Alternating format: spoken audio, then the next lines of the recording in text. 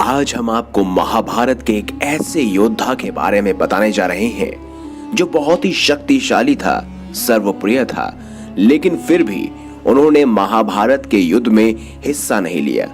और क्या थी इसके पीछे की वजह, आज की इस खास वीडियो में हम यही जानेंगे। आप देख रहे हैं द भक्ति।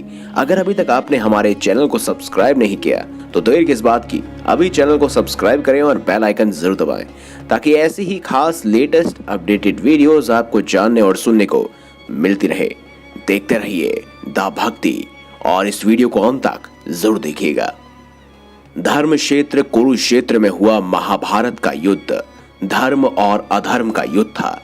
पांडवों और कौरवों दोनों के ही पक्ष में बहुत से असीम शक्तिशाली योद्धा थे, जैसे अर्जुन, भीम, भीष्म पितामह, कर्ण और साथ ही दुर्योधन। साथ ही साथ कृष्ण की शक्ति की तो कोई तुलना ही नहीं की जा सकती, लेकिन कुछ अन्य सभी शक्तिशाली योद्धाओं में से एक योद्धा थे जिन्हें हम सब विदुर के नाम से जानते हैं। ऐसा कहा जाता है कि विदुर धर्मराज के अवतार थे, यानी कि यमराज के, और वो भी बहुत ज्यादा शक्तिशाली थे।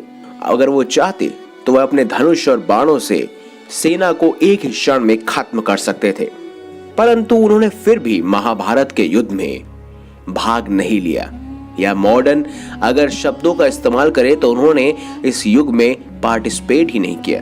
क्या थी इसके पीछे की वजह, चलिए दोस्तों जानते हैं। दोस्तों, विदुर धृतराष्ट्र और पांडु के भाई थे और कौरवों और पांडवों के काका थे।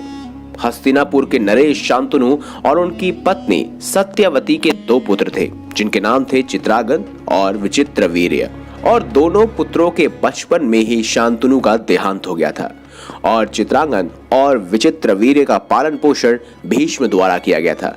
दोस्तों, आपको हम बता दें कि आखिर क्या कारण था कि जिस वजह से विदुर ने इस खास युद्ध में हिस्सा नहीं लिया।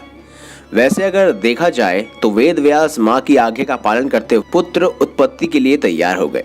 उन्होंने अंबिका और अंबालिका से 1 वर्ष तक नियमित व्रत का पालन करने के लिए कहा और 1 वर्ष पश्चात उन्होंने माँ सत्यवती से कहा कि अंबिका और अंबालिका को एक एक करके निवस्त्र होकर उनके सामने से गुजरना होगा, परंतु लज्जा के कारण दोनों संकोच करने लगी। सत्यवती के समझाने पर अंबिका और अंबालिका ऐसा करने के लिए सहमत हुई। 1 वर्ष पश्चात जब वेद व्यास अंबिका के पास गए तब उसने उनके तेज नेत्र बंद कर लिए।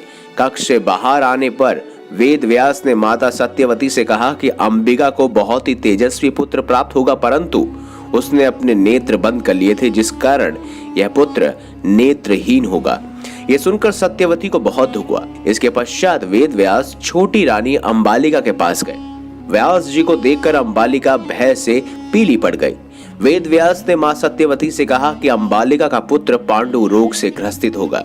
यह सुनकर सत्यवती को और भी अधिक दुख हुआ और उन्होंने अंबालिका को पुनः वेद व्यास के समक्ष जाने के लिए कहा। इस बार रानी अंबालिका ने स्वयं न जाकर अपनी दासी को ऋषि के समक्ष भेज दिया और दासी उनके सामने जाकर बिल्कुल नहीं घबराई। वेद व्यास जी ने माता सत्यवती से कहा कि इस दासी से उत्पन्न हुआ पुत्र नीतिवान और वेदों का ज्ञानी होगा।